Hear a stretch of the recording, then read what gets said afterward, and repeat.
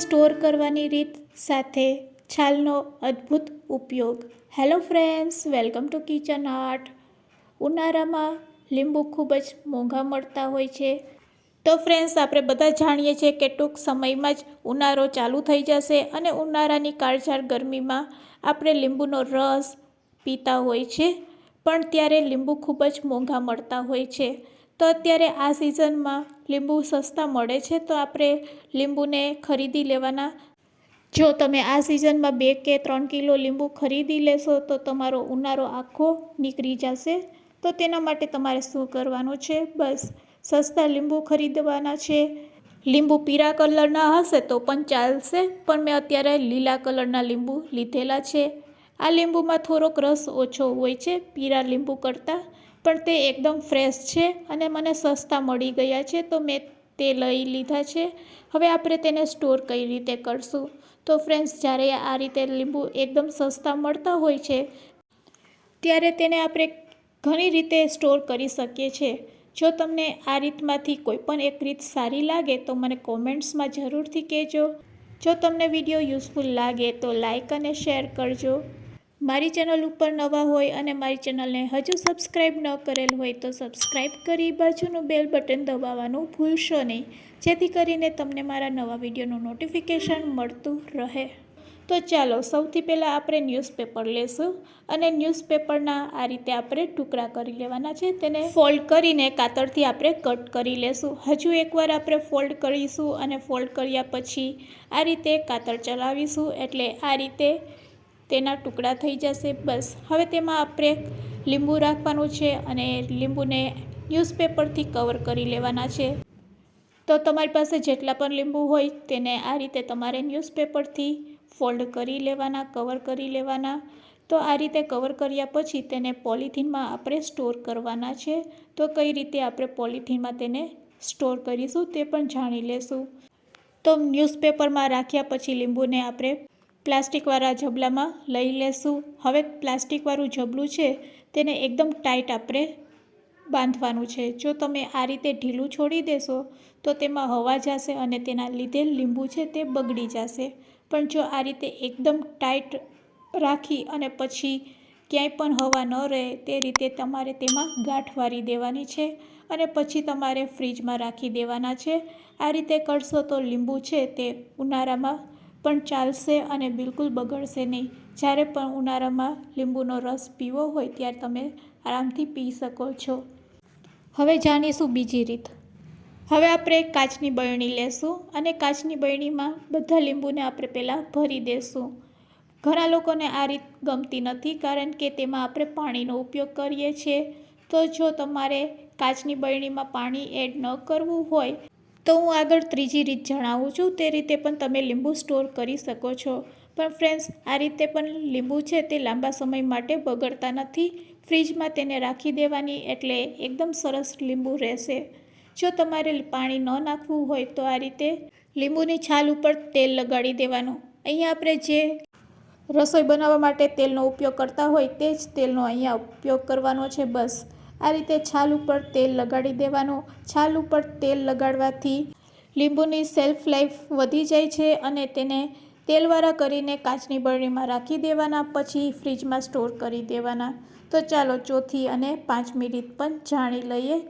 તેના માટે આપણે લીંબુને આ રીતે કટ કરી લેશું અને કટ કર્યા પછી એક મોટા બાઉલમાં રસ કાઢી લેશું. તો આ રીતે આપણે લીંબુનો રસ કાઢવાનો છે. અહીંયા આપણે લીંબુના રસને સ્ટોર કરવો છે, એટલે આપણે લીંબુને વધારે પ્રેસ નહીં કરશું.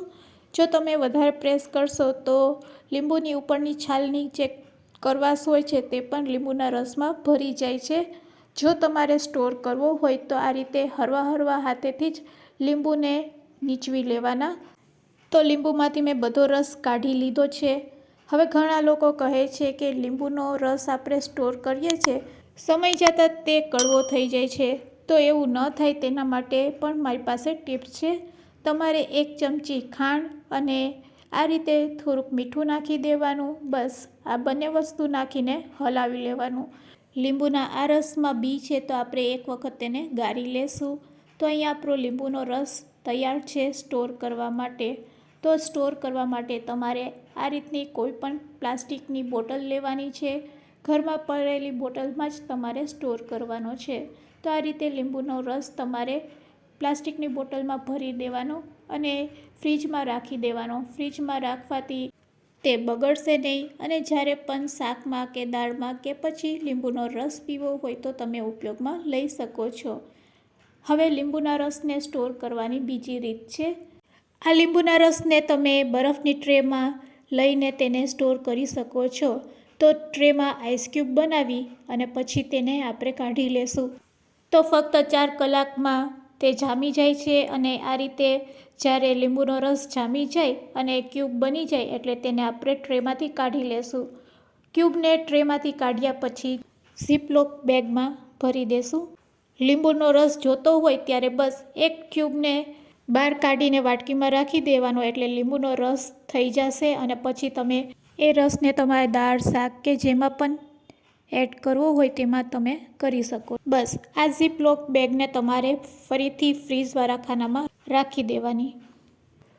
લીંબુનો રસ કાઢ્યા પછી આ છોટલાનું તમે શું કરવાના છો? તો ફ્રેન્ડ્સ, આ છોટલાનો પણ અદ્ભુત ઉપયોગ થાય છે. આમ તો ઘણા લોકો અથાણું બનાવે છે. જો પીળા લીંબુ હોત તો અથાણું પણ બની શકે છે અને તેની લિંક મેં ડિસ્ક્રિપ્શન બોક્સમાં આપેલી છે, તમે ત્યાંથી જોઈ શકો છો. અત્યારે મારા લીંબુ છે તે ગ્રીન કલરના છે એટલે તેમાંથી ડિશવોશિંગ લિક્વિડ બનાવવાના છે. તો તેના માટે કંઈ નથી કરવાનું, બસ છાલને ફેંકવાની નથી. તેના આ રીતે ચાકુથી ટુકડા કરી લેવાના છે. ચાકુથી ટુકડા કર્યા પછી તેને આપણે મિક્સર જારમાં લઈ લેવાના છે. મિક્સર જારમાં એડ કર્યા પછી તેને ગ્રાઇન્ડ કરી લેશું. ગ્રાઇન્ડ કર્યા પછી હવે આપણે જાશું ગેસ તરફ અને ગેસની ફ્લેમ ચાલુ કરીને એક કડાઈમાં આપણે પાણી લેશું. તો આ રીતે આપણે 2 મોટા ગ્લાસ જેટલું પાણી લેવાનું છે અને પાણી સહેજ ગરમ થાય એટલે આપણે જે લીંબુને ક્રશ કરીને રાખેલા છે તે તેમાં એડ કરી દેવાના છે. બસ આ રીતે આપણે તેને કૂક કરવાના છે અને એકદમ સરસ પાણી ઉકળવા લાગે એટલે તેમાં આપણે 2 વસ્તુ એડ કરશું જેનાથી આ ડિશ વોશિંગ લિક્વિડ એકદમ બજાર જેવું રેડી થશે. તો હવે તમે જોઈ શકો છો પાણી ઉકળવા લાગ્યું છે અને પાણી આ રીતે ઉકળવા લાગે એટલે તેમાં 1 ચમચી જેટલું આપણે મીઠું એડ કરી દેવાનું છે. મીઠું એડ કર્યા પછી સાથે સાથે તેમાં એડ કરશું ખાવાની સોડા. ખાવાની સોડા એડ કર્યા પછી તમે જોઈ શકો છો આ રીતે પાણી છે તે ઉકળશે. થોડીક વાર તે ઉકળશે અને પછી જેમ જેમ તમે હલાવશો તેમ તેમ ફીણા છે તે બેસી જશે. બસ આ રીતે પકાવ્યા પછી હજુ તેને 2 મિનિટ માટે આપણે ઉકળવા દેશું. તો છે ને ફ્રેન્ડ્સ, છાલનો પણ આપણે ઉપયોગ કરી લીધો છે અને ઉનાળા માટે અહીંયા આપણે લીંબુનો રસ પણ સ્ટોર કરી લીધો છે. ગેસની ફ્લેમ હવે બંધ કરી દેશું. ગેસની ફ્લેમ બંધ કર્યા પછી લિક્વિડને થોડુંક ઠંડુ થવા દેશું અને ઠંડુ થયા પછી તેમાં આપણે 2 ચમચી જેટલો ડિટર્જન્ટ પાવડર એડ કરશું. ડિટર્જન્ટ પાવડર એડ કરતાં જ તેમાં પણ ફીણ થશે અને ફીણ થયા પછી અહીંયા આપણું ડિશ વોશિંગનું લિક્વિડ છે તે રેડી થઈ ગયું છે. એકદમ ઠંડુ કરી લેવાનું અને ઠંડુ થયા પછી તેને કોઈપણ બોટલમાં ભરી લેવાનું. જ્યારે પણ વાસણ કરવા હોય ત્યારે તમારે તેનો ઉપયોગ કરી લેવાનો.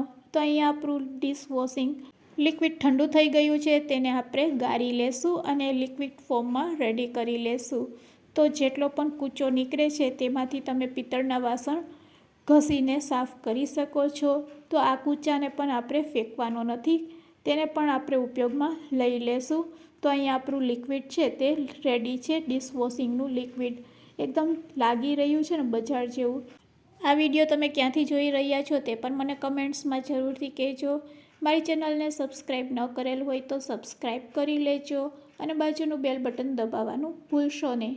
તો બસ હવે આ લિક્વિડને આપણે બોટલમાં ભરી લેશું. લાંબો સમય માટે પણ તમે સ્ટોર કરી શકો છો. બિલકુલ બગડશે નહીં અને તમારા વાસણ એકદમ સરસ ચમકી જશે, શાઇનિંગ આવશે. વિડીયોને એન્ડ સુધી જોયો હોય તો એક લાઈક જરૂરથી આપજો અને હા, તમારા ફ્રેન્ડ્સ, મિત્ર અને ગ્રુપમાં શેર કરવાનું ભૂલશો નહીં. Thanks for watching. ફરી મળીશું એક નવા જ વિડીયો સાથે.